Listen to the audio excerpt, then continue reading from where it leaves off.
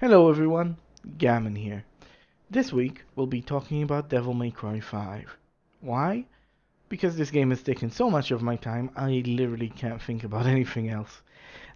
It's these types of games that remind me why alpha-driven games are so important. You can absolutely feel the years of experience, understanding, and love Itsuno and the rest of the team have for this series and for the genre. The biggest problem I had in making this video was picking a single thing to focus on. This is a very good game. It's full of features, characters, and moments worthy of a full video by people much bigger and better than me.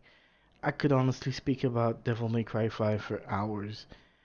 And it's actually this confusion that happened when I decided to make this video that made me realize what I wanted to talk about. And that's the genius of Nero. Nero didn't get much love when he was first introduced in DMC4, and there's a reason for that. Unlike DMC's original protagonist, Dante, Nero is very limited. But who isn't limited when you compare them to Dante? Dante has insane combo potential and complexity that even as a series veteran, I always find kind of intimidating, at least when I first start playing him after a long pause. Dante can hold up to 4 weapons at the same time, and he can switch between them at any point during a combo. And some weapons actually have different forms and stances, so one of the weapons you start with, Balrog, has both fist attacks and leg attacks, and you have to swap between these two stances. While a different weapon that you'll get later in the game, so I won't spoil it, has 3 different forms that you can swap between. So you can swap between 4 different weapons. They all have different combos, different directional inputs, and even different forms for some of them. But wait, there's more. Dante also has 4 guns. Each of them have their own unique abilities and moves. And on top of that, there's the style system. Ever since DMC4, Dante has been able to swap styles on the fly, giving him access to the Trickster, which lets him move around the battlefield, Swordmaster, that gives you additional moves for each of your melee weapons, Gunslinger, which gives you a lot more moves for your guns, and Royal Guard, which is basically a parry system. Freely moving between these 4 styles, utilizing all your weapons and your guns to create awesome combos, while at the same time avoiding enemy attacks and maybe throwing a taunt or two, are incredibly fun and rewarding. It's also intimidating as all hell to new players. So while Dante's complexity and the game's nearly infinite combo potential is what series veterans love and what newcomers will probably fall in love with, it can easily scare off and overwhelm new players. And this is where Nero comes in. Nero is a good, wholesome, and loyal boy. Unlike degenerate Dante, who will dance with any weapon he can get his hands on, Nero will stick to 1 gun, Blue Rose, the absurdly powerful revolver, and 1 weapon, the engine-powered sword, Red Queen. Nero reduces the complexity by removing style switching and weapon switching from the equation, but the genius of this design is how effectively he teaches you the basics of the game and in many ways prepares you to play Dante. You see, Devil May Cry is not a button masher, despite what some people, looking at you skill up and downward thrust, will tell you. In order to get a good skill rating and in order for you to control the battlefield, you're going to have to think about what you want to do and then enter precise commands. It's all about timed presses, directional input, and situational awareness. And that's precisely what Nero teaches you with his combos, his revving gimmick, and his devil breakers. Red Queen has 4 combos, and you'll only get the first and most basic combo if you keep mashing the attack button. While this alone will teach most players to consider what combo they want and then time their button presses to get the desired result, Nero has a secondary feature to discourage people from mashing and consider their button timing: the revving system.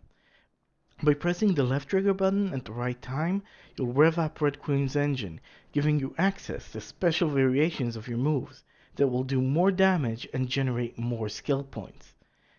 This further encourages players to be aware of their timing. Nero can also air juggle enemies, and that's reliant on timing.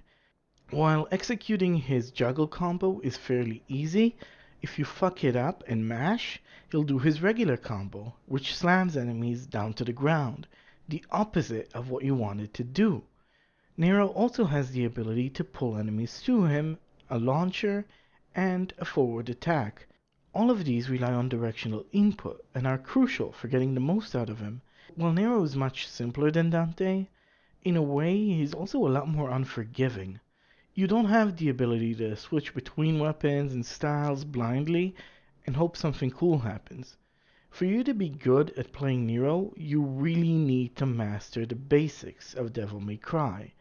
Nero seems to have been developed in a way that forces the basic aspects of gameplay into your mind and allows you to fully understand and get used to them until they become second nature. In addition, he now has a whole collection of Devil Breakers, thanks to the ever-talented Nico. Your Devil Breakers will change as you play, and this teaches you something new, that your circle or B button is versatile and situational. Just like it does something different for each Devil Breaker, it will also do something different for each style, gun, and weapon when you're playing as Dante. It should hopefully also teach you to mix up your regular combos with special moves, and since they break every time you get hit, they will punish you if you don't pay attention to incoming enemy attacks, discouraging you from mashing your special button. So while much simpler than Dante, this teaches you the basics you'll need for weapon and style switching later on. That's why I think Nero is such a brilliant case in game design, and him being your main character for most of the early game is a genius decision. He's built around teaching you the basics of the game, and in many ways prepares you to play the much more intimidating Dante. He's why I wouldn't have a problem recommending Devil May Cry 5 to anyone, even if they never played any of the other games in the series, or hell, even any other game in the genre. This is the absolute best game to give to anyone as an introduction to spectacle fighters. And Nero's why? Because despite this being a very complex game, Nero will take you by the hand, kiss your cheek, and teach you the basics as you play around with him. And he does all of this without ever feeling like a tutorial or a second-rate Dante. Nero is a unique and distinct character. He's incredibly fun to play and gives you a lot of potential to do some really awesome shit. And because you learned the basics while playing Nero, and all of these basic concepts transfer perfectly to Dante, a completely new player won't be overwhelmed by his complexity. That's why I think Nero is just a work of genius, and really deserving of a small rant by me, praising how brilliant he is and how effective his design is in teaching new players and reminding old ones of the basics you need in order to master the game. And just in case the genius of Nero wasn't enough, here's a few tips to new players that still find themselves a little lost when they get to Dante. Try to limit yourself to 2 or 3 melee weapons and 2 guns, instead of the full complement of 4 each. Focus on Trickster and Swordmaster styles, and incorporate Gunslinger once you're comfortable switching between these two. Leave Royal Guard for way later, it's a whole thing. Oh, and most importantly, move fast, baby. Don't be slow. Step aside, reload. Time to go. Bang, bang, bang. Pull your devil trigger. That should be... Oh, fuck me. I went a whole video without shitposting, and now I gotta do it. Whatever. So, that should be enough for now.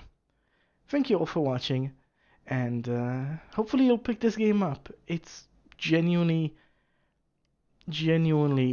amazing.